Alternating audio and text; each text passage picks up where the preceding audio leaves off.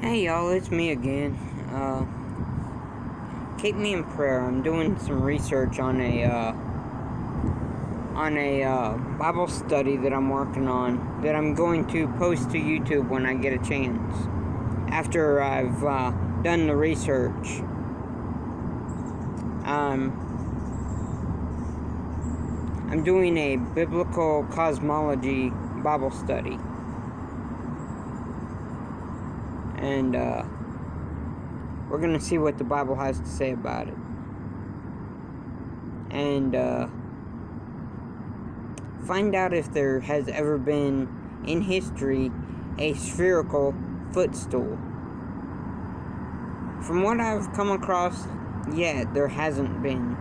But there's still more research to be done. So keep me in prayer, please. God bless y'all, and have a wonderful day.